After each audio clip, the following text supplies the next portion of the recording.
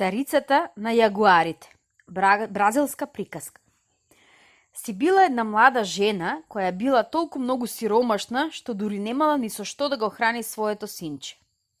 Така таа еднаш го зеде детето за рака и тргна по светот каде што ја водат очите, бидејќи немаше никаков друг излез. Таа не одеше по патот, туку скршна настрана по патеката што водеше право в шума. Одеше и веќе нозете не ги чувствуваше од умор, кога одеднаш пред неа се појави еден старец и рече: Керко, каде одиш? Овој пат ќе те одведе право во царството на јагуарите, точно кај царицата Пегаве. Деденце, што да правам? Немам друг излез, секако ќе се загубам во шумава, па затоа подобро е да одам таму кај што ме носат нозеве. И тогаш таа му раскажа се за својата несреќа. Знаеш што, рече старецот, штом ќе излезеш на чистината на јагуарите, ќе видиш еден голем дворец, а на прагот една огромна јагуарка. Тоа е царицата. Понизно поклони се и речи дека си дошла да ја замолиш да му биде кума на твоето синче. Се поздрави жената со старецот, од се срце му се заблагодари за советот и продолжи да оди по патот. Одеше додека не излезе до чистината, каде што се наоѓаше големиот дворец, а околу него имаше цело стадо јагуари. На прагот лежеше една прекрасна, огромна јагуарка и ги лижеше своите шепи. Жената и приде, држејќи го за рака своето дете и трудејќи се колку што може да биде поучтива, рече: Здраво живо, Господјо! Дојдов да те замолам да му бидеш кума на моево синче. Царицата Пегава не изусти ништо, туку намуртено ја погледна жената и незиното дете. Сите јагуари седеа мирно околу дворецот, наблюдувајќи ги дојденците. Најпосле Пегава рече дека се согласува и дека се е во ред. Го зеде детето и толку љубезно го потапка по плеќите што малечкиот падна и се стркала по тревата. Потоа таа и го врати детето на мајката и рече да влезе во дворецот. Младата жена ја послуша, застана во еден ќош од собота, не испуштајќи ја раката на детето. И се стори дека помина многу време додека царицата повторно се појави пред неа. Таа веднаш ја праша гостинката дали е гладна. Жената одговори: ќе ви бидам многу благодарна ако ми донесете нешто да каснам. Царицата нареди да ѝ се донесе јадење и жената веднаш беше послужена со парче печено месо, кое беше многу суво и тврдо, и еден грз брашно од маниока. Таа го подели својот оброк со синот и, држејќи го детето на колена, остана мирно да седи во ќошот. А јагуарите си ја работеа секој својата работа, како воопшто да не ја забележуваат. Едни влегуваа, други излегуваа, едни носеа вода, други сечеа дрва, подпалуваа оган, готвеа храна. Кога се стемни, Пегава и донесе на жената еден нарамник слама да го распостри за себе и за синот за спиење. Рано изутрината младата гостинка стана, ја суреди целата куќа, го измете дворот и го запали огнот во огништето. Кога станаа јагуарите, се веќе беше готово и тие требаше само да го наполнат казанот со храна и да го стават на огнот. Царицата пак и даде тврдо месо на жената и малку маниоково брашно за појадок за неа и за детето и рече: Кумо, остани уште неколку денови кај нас, па ќе го крстиме детето. Одговори жената дека се согласува и замолча. Таа зборуваше само тогаш кога Пегава нешто ќе ја прашаше. Така таа остана уште неколку дни во царството на јагуарите, секое утро стануваше уште рано взори, ја соредуваше куќата, го метеше дворот, ложеше оган во огништето. Најпосле го крстија детето. Тогаш младата жена и рече на царицата на јагуарите: Господјо, те молам дозволи ми утре и зутрина да си одам одовде. Тогаш Пегава нареди за утредента да се осетла еден конј и на седлото да се заврзат две кошници кои ги наполни со храна, пари и облека за кумчето. На жената ѝ подари еден рок и рече дека тој можеби ќе ја затреба по патот. Гостинката се поздрави со домакинката и со сите јагуари им се заблагодари на дочекот, го зеде сина си за рака, го јавна конјот и полека ги повлече уздите. Кога ја поминаа чистинката и кога високите дрвја веќе почнаа да ја го допираат грбот на жената, од чумичката излезе оној ист старец и рече: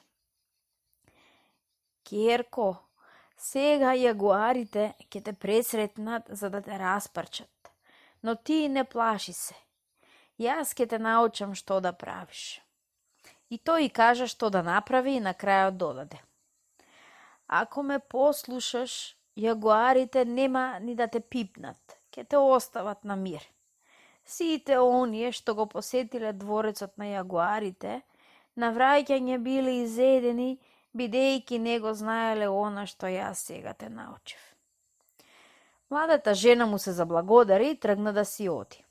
Веќе беше доста далеку, кога Пегава ја стигна, а потоа заедно со другите јагуари го пресече патот и откри грмушките и викна: Кумо! Еј, кумо! Тогаш жената и одговори онака како што ја научи старецот: Што сакаш од мене, царице на јагуарите? Царицата рече: Кога ќе стигнеш дома, татко ти и мајка ти ќе те прашаат кој ти дал за солниште и кој се грижал за тебе. Што ќе им одговориш?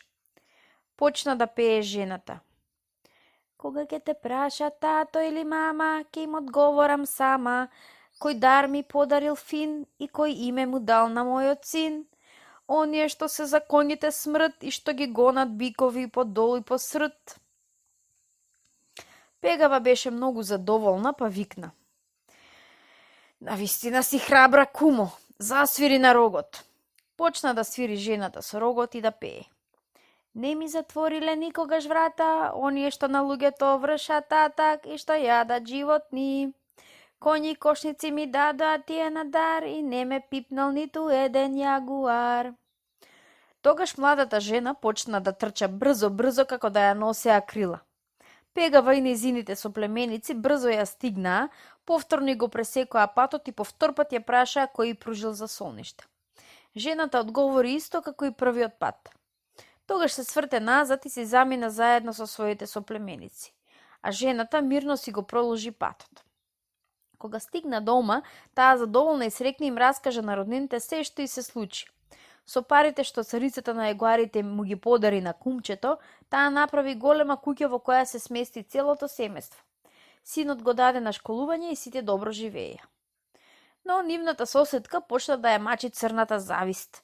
Кога виде како преку ноќ се обогати целото семејство, таа не ја оставаше на мир својата пријателка, секој ден издодеваше со своите прашања. Еден ден младата жена, не можејќи повеќе да издржи, и раскажа се од почеток до крај. Соседката веднаш го зеде својот син и тргна да ја бара царицата на јагуарите, уверувајќи ги сите дека ќе се врати богата. Но таа беше многу горделива и дигноглава, па во царството на јагуарите не се однесуваше како што и беше речено. Не сакаше да чисти во дворецот, заборавеше да го измете дворот и ја мрзеше да го ложи огнот. Кога и донесоа појадок, таа им рече дека тоа не е доволно ни за назап да го стави, дека таа не е кокошка што колва трошки, дека месото е тврдо како камен и дека миниоковото брашно е мувлосано. Кога го донеле на раменикот со слама за спиење, таа почнала да вика на сет глас: Јас не сум куче да спијам на подот, на постела од слама. Цел ден им се подсмевала и ги задевала јагуарите.